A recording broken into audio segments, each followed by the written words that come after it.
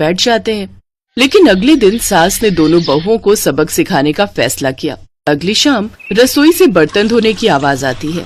दीदी, अभी तो हम रसोई में गए भी नहीं, फिर ये बर्तन धोने की आवाज कहाँ से आ रही है? चलो देखते हैं। दोनों अंदर जाकर देखती हैं तो अनुज बर्तन मांज रहा होता है, रोहन धो रहा होता है और बूढ़ी सास पार्वती खाना बनाने लगती है। ये देख उन दोनों को बड़ी शर्मिंदगी होती है। ये आप सब क्या कर रहे हैं? बहू, अब तुम दोनों से तो ना बर्तन धुलते हैं ना खाना बनता है, तो हमने सोचा हम खुद ही ये काम कर लेते हैं ताकि हमें रात की रसोई खाना तो नसीब हो। तुम दोनों जाओ और आराम करो।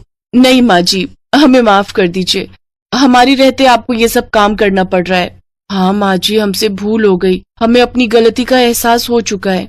अब से आपको कभी शिकायत का मौका नहीं देंगे। हमारे रहते हमारे पतियों को जूठे बर्तन और माँ जी आपको खाना बनाना पड़ रहा है। नहीं नहीं नहीं, आप सब बाहर जाइए, हम 1 घंटे में खाना बनाकर लाते हैं। अच्छा ठीक है, तुम कहती हो तो रहने देते हैं। चलो बेटा। माँ और बेटे बाहर आकर खूब हंसते हैं और एक दूसरे को आंख मारकर कहते हैं, मिशन सक्सेसफुल।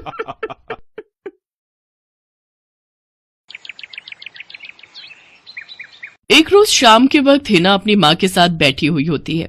तभी वो अपने फोन में अपनी माँ को एक लड़की की फोटो दिखाते हुए कहती है, माँ ये देखो, ये लड़की कितनी मॉडर्न एंड टॉल है, ये मेरे भैया के साथ एकदम फिट बैठेगी। तभी उस घर की बड़ी बहू मानसी वहां आती है। चलिए माँ जी, हिना दीदी खाना लग गया है।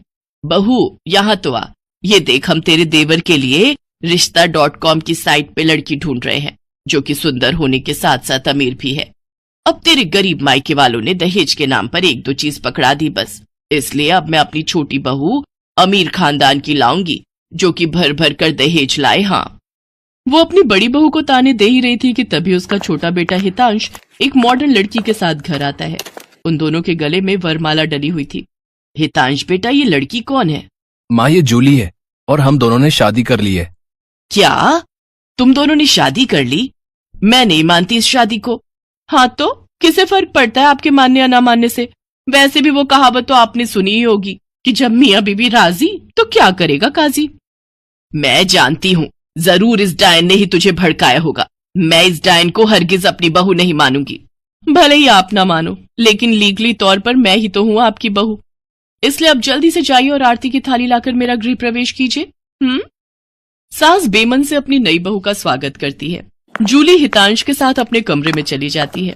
हे राम, माँ अपनी इस नई छैल छबीली के तेवर देखे, इसके तो रंग ढंग ही अलग है, बड़ा ही घमंड है इसमें। तू चिंता मत कर बेटी, कल इसका ससुराल में पहला दिन है। तुम देखना, अगर मैंने भी इसका घमंड चूर चूर नहीं